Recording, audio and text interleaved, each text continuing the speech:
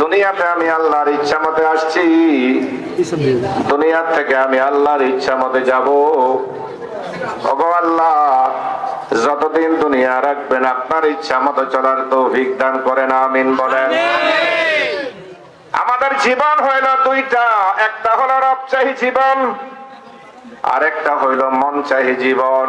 রবচাহী জীবন মানে আমার আল্লাহ যেই রকম চলার জন্য বলে সেই জীবন রবচাহী জীবন। আর একটা জীবন হইল আমার মন যেমন বলে সেই জীবন, সেটার নাম হইল মন চাহি জীবন। আমার কথা বুঝে থাকলে বলেন, রবচাহী জীবন দরকার না মন চাহি জীবন? রবচাহী জীবন না মন চাহি জীবন? রবচাহী জীবন হইল কোরআনের জীবন, আল্লাহু আকবার বলেন। রবচাহী জীবন হইল হাদিসের জীবন। রবচাহী জীবন হইল সিদ্দিক আকবরের জীবন। রবচাহী জীবন হইল ফারুক আজমের জীবন। রবচাহী জীবন হইল উসমান গনির জীবন। রবচাহী জীবন হলো শেরে খুদা আলীর জীবন। রবচাহী জীবন হলো সাহাবা কেরামের জীবন। রবচাহী জীবন হলো তাবেঈনের জীবন। রবচাহী জীবন হলো আউলিয়া কেরামের জীবন। রবচাহী জীবন হলো পীর গাউস বুতুলের জীবন। রবচাহী জীবন হলো আম্মা জান আয়েশা রাদিয়াল্লাহু আনহার জীবন। রবচাহী জীবন হলো খাতুনে জান্নাত ফাতেমার জীবন। রবচাহী জীবন হইল আম্মা জান খাদিজাতুল কুবরার জীবন। মনচাহী জীবন হইল আবু জেহেলের জীবন। মনচাহী জীবন হইল নমরুদের জীবন। মনচাহী জীবন হইল সাদ্দাদের জীবন। মনচাহী জীবন হইল শয়তানের জীবন। আমাকে জবাব দেন, নবীওয়ালা জীবন দরকার না শয়তানওয়ালা জীবন দরকার? তো নবীওয়ালা জীবন তো হবে নবী যেমন চলছেন, সাহাবীওয়ালা জীবন সাহাবী যেমন চলছেন, অলির জীবন অলি যেভাবে চলছেন, বুজুর্গের জীবন বুজুর্গ যেভাবে চলছেন। আর মনচাহী জীবন শয়তানের জীবন।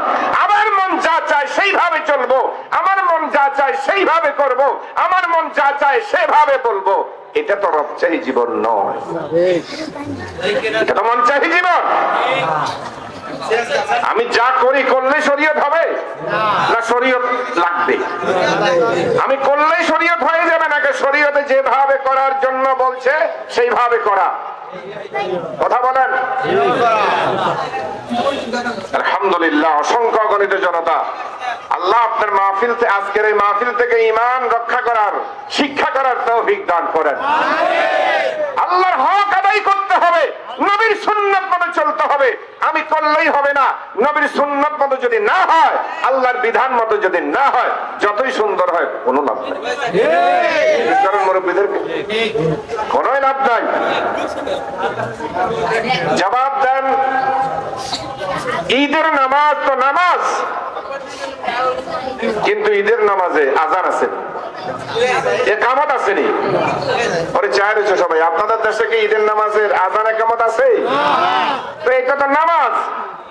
ফজরের নামাজে আজান আছে, ঈদের নামাজে আজান নাই কেন, একামত নাই কেন? দেন না কে? আমার নবীর তরিকায় ফজরের নামাজে আজান আছে, ঈদের নামাজে আজান নাই। যদিও নামাজ হয় সেখানে কি দেয়া যাবে না? আজান একামত দেয়া। আপনাদের এলাকায় কি ঈদের নামাজে আজান একামত আছে? আল্লাহ বুঝার তৌফিক দেন। বুঝার জন্য জিনিসটা বলি, জানাজার নামাজে রুকু সিজদা আছে? রুকু সিজদা দিয়ে বলেন জানা যায়? তো নামাজ তো রুকু সিজদা ছাড়া হয় না। তো জানাজার নামাজে রুকু সিজদা নাই কেন? আমার নবীর তরিকায় নাই। আমি যুক্তি দেখাইলেই হবে না। ঈদের নামাজ কিন্তু নবীর তরিকায় কি না আজান একামত নাই। জানাজা নবীর তরিকায় সেখানে কি নাই? রুকু সিজদা নাই। সুতরাং আমার মন চাইছে